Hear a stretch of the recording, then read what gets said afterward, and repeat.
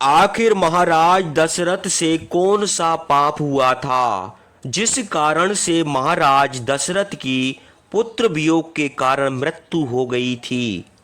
महाराज दशरथ ने यह कुकर्म कब किया था जिसका फल उनको भोगना पड़ा था। तो महाराज दशरथ ने इतना बड़ा घोर पाप क्यों किया था? किसने महाराज दशरथ को पुत्र के वियोग में प्राण त्यागने का श्राप दिया था? महाराज दशरथ के इस कुकर्म को जानने के लिए वीडियो को पूरा अंत तक जरूर देखिए। आपसे हमारा निवेदन है कि आप हमारे चैनल जय करीला धाम को सब्सक्राइब भी कर दीजिए ताकि ऐसी ही ज्ञानवर्धक वीडियो आप तक पहुंचती रहे। तो चलिए हम वीडियो को शुरू करते हैं। महाराज दशरथ कहते हैं, हे कौशल्या, मुझसे कुमार अवस्था में एक प्रसिद्ध पाप हो गया था। हे देवी, उसी पाप के फल से मुझे यह दुख मिल रहा है। मैं स्वयं इस दुख का कारण हूँ। मैं अपनी मूर्खता से शब्द वेदी होने का फल भोग रहा हूँ। हे देवी, उस समय तुम्हारा विवाह नहीं हुआ था और मैं युवराज ही था। उसी समय काम को बढ़ाने वाली वर्षा ऋतु आई। भगवान सूर्यदेव पृथ्वी का रस खींचकर अपनी प्रचंड किरणों से संसार को तपाकर प्रेत सेवित दक्षिण दिशा को चले गए। आकाश में बादल देख पड़े, गर्मी दूर हो गई और बादलों को देखकर मेढक, चातक और मोर प्रसन्न हुए। पानी और वायु से पक्षियों के पंख भीग गए। वह नहाकर बड़े कष्ट से पानी और वायु के वेग से हिलते हुए वृक्षों पर आश्रय लेने लगे। पानी से भीगे हुए और भीगते हुए पर्वत समुद्र के समान जान पड़ते थे और चातक मत वाले होकर मनोहर बोली बोलते थे। रमणीय रात के समय धनुष बाण लेकर और रथ पर सवार होकर मैं शिकार के लिए सरयू नदी के किनारे गया। नदी के घाट पर पानी पीने के लिए आए हुए हाथी, भैंसे, हिरण और अन्य हिंसक जीवों को मारने का मेरा इरादा हुआ। उस समय बड़ा अंधेरा था। मुझे पानी में घड़ा भरने का शब्द सुन पड़ा। मैं उसे देखता नहीं था। मैंने हाथी का शब्द समझकर लक्ष्य करके हाथी को मारने के लिए विषधर सांप के समान एक तीक्ष्ण बाण निकाला और धनुष पर रखकर छोड़ दिया। सर्प के समान तीक्ष्ण बाण छोड़ते ही उससे घायल होकर पानी में गिरकर किसी तपस्वी मनुष्य का हाय हाय शब्द मुझे सुन पड़ा। वह घायल मनुष्य बोला, मैं तपस्वी हूँ, नदी के निर्जन घाट पर पानी लेने के लिए आया था। मुझ तपस्वी पर यह शस्त्र क्यों गिरा? मैंने किसका अपराध किया है जिससे मुझे रात के समय निर्जन नदी के किनारे बाण मारकर घायल कर दिया? मैं ऋषि हूँ, ऐसा कोई काम नहीं करता जिससे किसी को कष्ट हो। मैं बन के फल फूल खाकर अपनी जीविका करता हूँ। मुझ निरपराधी पर किसने शस्त्र का प्रहार किया है? मैं जटाधारी, बदकल और चर मृग पहनने वाला ऋषि हूँ। मुझे मारकर किसी को क्या लाभ होगा? मैंने किसी का क्या अपकार किया है? फिर किसने यह निष्फल काम किया है उसके लिए अच्छा ना होगा। जिस प्रकार गुरु स्त्रीगामी मनुष्य को कोई अच्छा नहीं समझता, उसी प्रकार ऋषि की हत्या करने वाला इस अनर्थकारी मनुष्य को कोई अच्छा ना कहेगा। अपनी मृत्यु के लिए शोक नहीं करता, मुझे केवल अपने माता पिता के लिए चिंता है। मेरे मरने पर उनकी क्या दशा होगी? अभी तक मैं अपने वृद्ध माता पिता का भरण पोषण करता था। अब मेरे मर जाने पर वे किस प्रकार अपनी जीविका का करेंगे। हाय मुझे और मेरे वृद्ध माता पिता को किस मूर्ख ने मार डाला। हे देवी, मैं सदा धर्म का पालन करता था। इन दीन वचनों को सुनकर मुझे बड़ा दुख हुआ और मेरे हाथ से धनुष बाण गिर पड़ा। उस रात को ऋषि का यह करुण वचन सुनकर मैं शोक के मारे मूर्छित सा हो गया। मैं उदास होकर बड़ी दीनता से उस स्थान पर गया और उस तपस्वी को देखा। वह बाण से घायल होकर धूलि और रुधिर से लथपथ हो गया। उसकी जटाएं बिखरी हुई थी, सरयू के किनारे पड़ा कहारता था। उसके हाथ से पानी से भरा हुआ कलश गिर पड़ा था। उसे देखकर मैं घबरा गया। डर के मारे मेरे होश उड़ गए। वह तपस्वी अपने तेज से मुझे भस्म सा करता हुआ कठोर वचन बोला। हे राजन, मैं वन में रहता हूँ। मैंने आपका क्या अपकार किया है। मैं अपने माता पिता के लिए पानी लेने आया था। आपने मुझे मार डाला। आपने मेरे मर्म स्थल में बाण मारा और मेरे साथ ही अपने मेरे अंधे माता पिता को भी मार डाला। वे वृद्ध, दुर्बल और अंधे हैं। वे प्यास के मारे मेरी प्रतीक्षा कर रहे होंगे और मेरे आने की आशा करते हुए प्यास का कष्ट उठाते होंगे। मेरे माता पिता शास्त्र और तपस्या के बल से भी मेरी यह दशा नहीं जान सकते। यदि वे जान भी तो क्या कर सकते, क्योंकि वे एक तो अंधे हैं, दूसरे अशक्त होने के कारण चल फिर भी नहीं सकते। जिस प्रकार गिरते हुए वृक्ष की रक्षा दूसरा वृक्ष नहीं कर सकता, उसी प्रकार वे भी मेरी रक्षा करने में असमर्थ हैं। यद्यप हे राजन, आप ही मेरे पिता के पास शीघ्र जाकर मेरा यह हाल कहिए, नहीं तो जिस प्रकार प्रज्वलित अग्नि वन को जला देती है, उसी प्रकार मेरे पिता कुपित होकर आपको भस्म कर देंगे। हे राजन, यह पगडंडी मेरे पिता के आश्रम को गई है। तुम वहां जाकर उनको प्रसन्न करो, जिसमें वे कुपित होकर तुमको शाप न दें। राजन, मेरे मर्म स्थल से यह तीक्ष्ण बाण निकालो। जिस प्रकार पानी का वेग नदी के किनारे को गिरा देता है, उसी प्रकार आपका यह तीक्ष्ण बाण मेरे प्राण ले रहा है। मैं अपने मन में सोचने लगा कि यदि बाण निकलता है तो यह ऋषि कुमार मर जाएगा, और यदि नहीं निकालता हूँ तो इसे बड़ा दुख हो रहा होगा। मुझे दीन, दुखी और शोकातुर देखकर ऋषि कुमार मेरी चिंता का कारण समझ गया। उसके सब अंग शीतल हो गए थे, हाथ पैर नहीं उड़ते थे। वह बड़े धीरे से अपना शोक रोक कर मुझसे बोला। राजन, मैं अपना चित्त स्थिर करके कहता हूँ, मेरा वध करने के कारण आप ब्रह्म हत्या लगने का संदेह न कीजिए, क्योंकि मैं ब्राह्मण नहीं हूँ।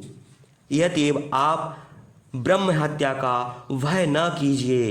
हे राजन, मेरे पिता वैश्य हैं और मेरी माता शूद्र हैं।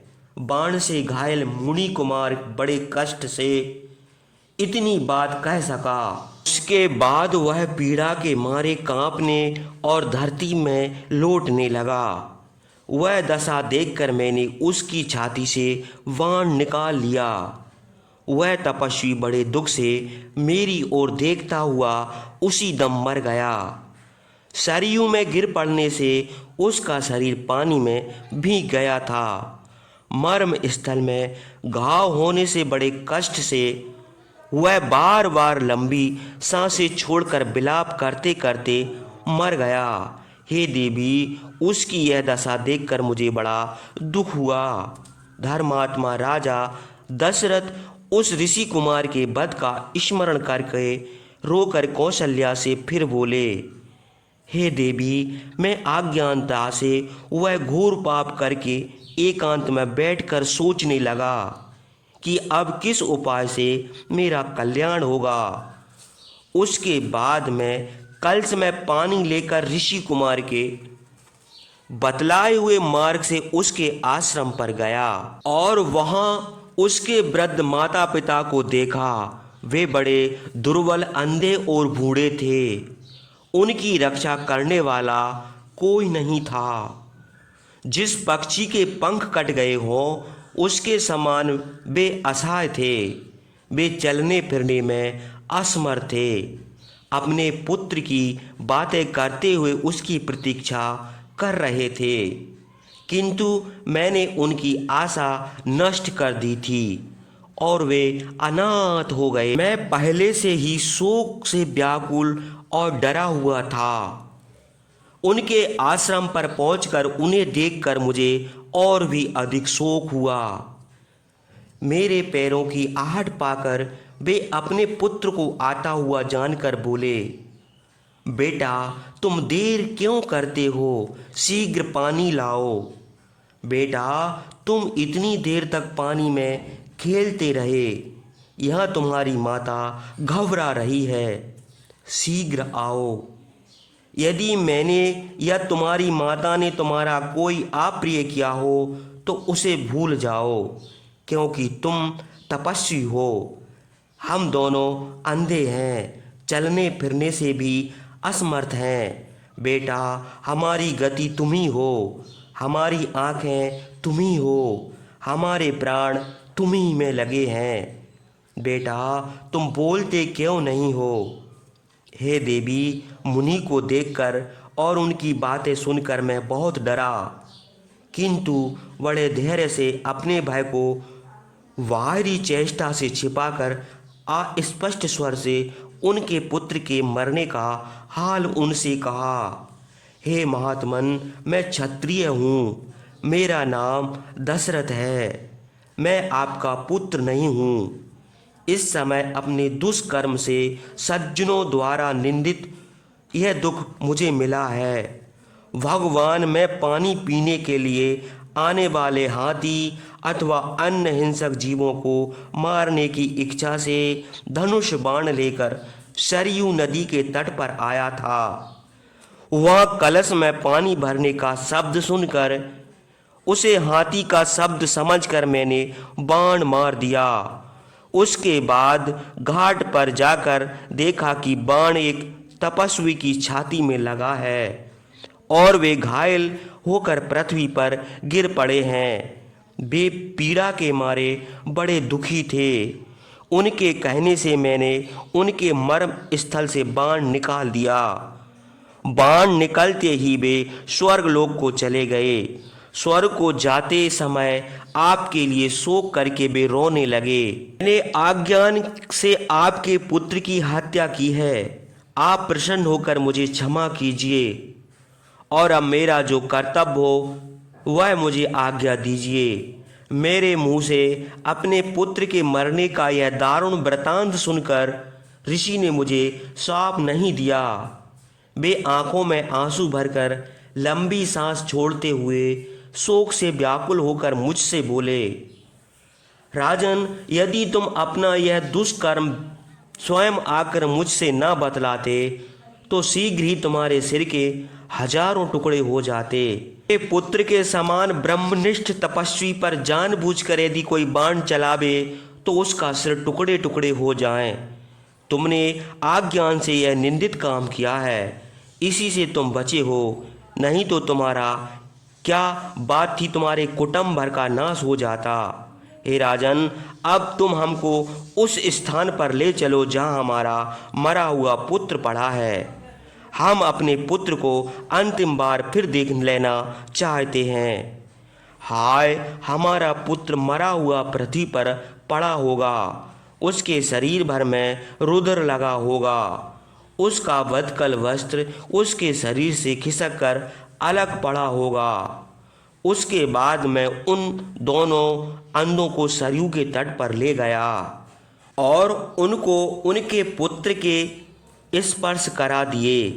वे दोनों तपस्वी अपने पुत्र के मृत शरीर का स्पर्श करके उसके ऊपर लौट गए। वृद्ध पिता अपने पुत्र को संबोधित करके बोला, बेटा तुम इस समय हमको प्रणाम नहीं करते हो और हमसे बोलते भी नहीं हो। तुम पृथ्वी पर क्यों सो रहे हो? क्या तुम हम लोगों से नाराज हो? बेटा, यदि मैं तुम्हारा प्रिय नहीं हूँ तो हे धार्मिक, तुम अपनी माता की ओर तो देखो। हे पुत्र, बोलो, तुम मुझसे लिपट क्यों नहीं जाते? अब आधी रात के बाद शास्त्र अथवा पुराण पढ़ने का मधुर शब्द किसके मुंह से सुनेंगे? स्नान, संदो उपासना और हवन करके जब मैं बैठूंगा तब कौन मनुष्य मेरे पास बैठकर मुझे प्रसन्न करेगा? मैं दरिद्र और अनाथ हूँ, चल फिर भी नहीं सकता हूँ। अब कौन मनुष्य कंद मूल फल लाकर प्रिय अतिथि के समान मुझे भोजन करावेगा? बेटा, इस अंधी और बूढ़ी तुम्हारी माता को मैं क्या खिलाऊंगा, क्योंकि मैं भी तो अंधा हूँ। यह बेचारी तुम्हारा बड़ा प्यार करती है। बेटा ठहरो, अभी तुम यमराज के घर न जाओ। मैं हाथ जोड़कर महान तेजस्वी अंध मुनि के सामने खड़ा था। अपनी स्त्री के साथ उन्होंने अपने पुत्र का तर्पण करके मुझसे कहा, राजन, मुझे भी मार डालो। मुझे मरने में दुख नहीं है, मेरे यही एकमात्र पुत्र था। तुमने इसे मारकर मुझे पुत्रहीन कर दिया। तुमने अज्ञान से मेरे पुत्र को मारा है, इसलिए मैं तुमको अति दारुण श्राप देता हूँ। जिस प्रकार मैं पुत्र के मरने से इस समय दुख पा रहा हूँ, उसी प्रकार तुम भी पुत्र शोक से पीड़ित होकर मरोगे। तुम क्षत्रिय हो, अज्ञान से तुमको यह हत्या हो गई है, इसलिए हे राजन, तुमको ब्रह्म हत्या का पाप न लगेगा। किंतु जैसे दान देने वाले मनुष्य को दान का फल अवश्य मिलता है, वैसे ही तुमको भी हमारी ही तरह प्राणांत करने वाला पुत्र शोक शीघ्र पीड़ित करेगा। मुझे यह शाप देकर करुण स्वर से बार बार विलाप करके स्त्री के साथ वह अंध मुनि चिता में भस्म होकर स्वर्ग लोक को चले गए। हे देवी, मैंने अज्ञान से शब्द वेदी बाण मारकर जो पाप किया था वह इस समय चिंता करते करते याद आ गया। हे देवी, जिस प्रकार अपथ्य भोजन करने से रोग उत्पन्न होता है, वैसे ही उस पाप के फल से आज मेरी यह दशा हुई है। हे देवी, अंध मुनि ने मुझे जो शाप दिया था उसका फल मिलने का समय आ गया है। यह कहकर राजा दशरथ रोने लगे और मृत्यु से भयभीत होकर कौशल्या से फिर बोले, हे कौशल्या, पुत्र के शोक में अब मेरे प्राण निकल रहे हैं। अब मैं तुमको नहीं देखता, यदि तुम मेरा स्पर्श करो। मृत्यु के समय मनुष्य कुछ देख नहीं सकते। हाँ, यदि रामचंद्र आकर अपने हाथ से या किसी वस्तु के द्वारा